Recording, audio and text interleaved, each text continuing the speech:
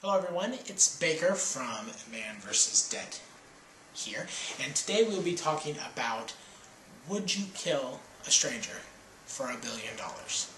And I know that's a big, hairy, audacious, greater good type of philosophical question, and we're not going to be trying to tackle yes or no and the ins and outs of morality even, but I do want to try to get across a realization that I came to about how money as a medium really affects how I process questions like this through my value system.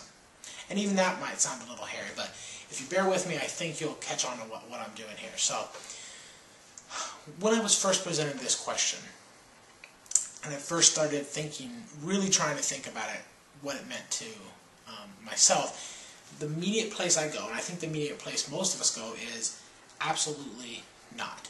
There is no way you can place value, or you can say one life is more valuable than another, or there's no way you can place value on a human life. That's kind of the conditioned response to this question. At least it's conditioned for me. But the more I thought about it, the more I really realized that that's not consistent with some of my other views.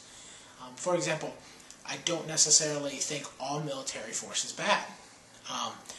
I don't think that it should never be used. I don't think it's all good either, so let's not get political. But I'm just saying that I think that throughout history there has been a time and a place for military action, and sometimes it is necessary.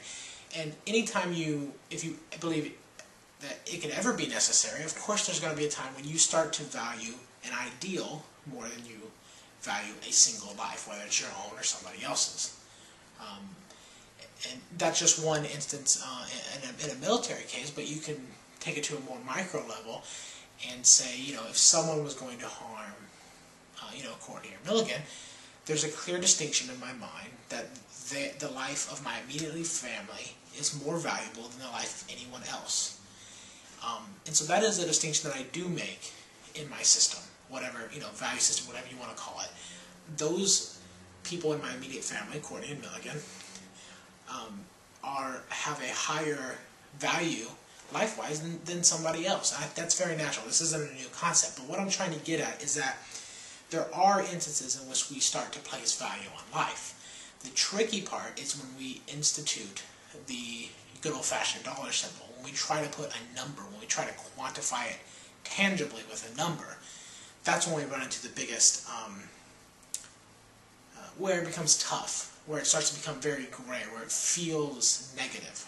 And I guess transitioning into exploring this grayness more and what money has to do with this, I immediately flipped this question around. So I was presented with this other question. I thought, what if it was my own life? What if I had control over it? Would I, for example, sacrifice my life to save, let's say 100,000 people? Let's take money out of the equation. Would I sacrifice my own life if I thought it was going to save 100,000 people? Again, I don't have a definitive answer for that, but I do lean towards yes. Like, if I thought that was a possibility, I lean towards saying that intellectually I would say yes to that, or I would lean towards yes.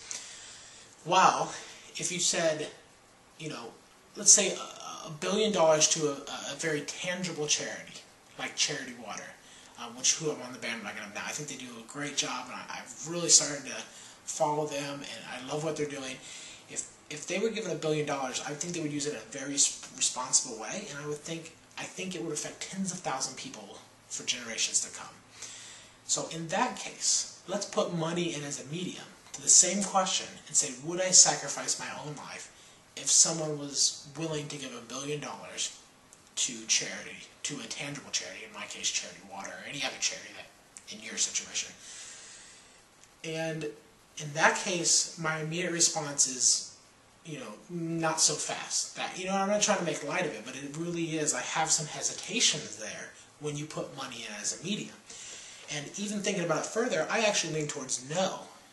For some reason, putting money in as an extra layer, putting that money, that dollar sign in, takes me from almost certain yes to a really heavily leaning no. So it dramatically affects me on the scale. And really the only difference that I added was money. You know, the $1 billion going to charity water affecting those lives, and in the first situation, just doing it directly. So that was really an aha moment for me. I knew there'd be a little bit of a distinction, but I didn't really process it through. This was really recent, this past week when I've done it, Thanksgiving week. And, you know, I guess we can bring that back around to the actual question. And in the question, it's, would you kill a stranger for $1 billion? And I think there's two main things to think about this question. First of all, for me, it's not black and white, on and off, and the dollar amount does make a difference. Why the dollar amount makes a difference is because it's easier for me to justify the greater good argument with a bigger number. So if someone says, would you kill a stranger for $10,000? Most people I know, me included, would immediately default to no. Why? Because we can't see the connection to the greater good there. So it's not really a philosophical debate in our mind. You know, it's easy to say no. Well, if you said $10 billion, would you kill a stranger for $10 billion? While many people would default to say no, you know, money makes no difference to me. You know, I'm willing to step up and admit that it does gray that area. It makes it much harder because my mind drifts to what can that $10 billion do? I can immediately see the connection to the greater good, and I start to connect $10 billion to real positive change for tens of thousands, hundreds of thousands of people. So the money amount does matter to me, and I think that was an important distinction for my own journey down into this question. And lastly, the last step, it would be to remove money altogether again. So would you kill a stranger if it would immediately result in 100,000 people being saved? And you know, now we're back to the big, hairy, audacious philosophical question. And I'm not expecting a yes-no answer. But, like I said, this week I really went down this path. I really thought about it. I had an interesting discussion with Courtney about it as well. And the thing I took away from it was not the secret to life or the answer to the greater good debate, but was more of, wow, money as a medium, when you enter it into these questions, really does affect how I process it. And I didn't realize how much it did. And it kind of blew me away. It kind of surprised me a little bit. So what I'm wondering from you is, don't try to answer yes or no, please. But instead, does the different questions and the way they're presented, does money take you like it did me from one way to kind of another? Does it affect you? And if it does, why is that? You know, what do you think the phenomenon at work is? Anyway, I'm interested to hear your thought. Like I said, I know it's a big question, but you guys tackle these really well. So leave your comments below. Send me an email if you're too shy. We'll talk soon. See you guys.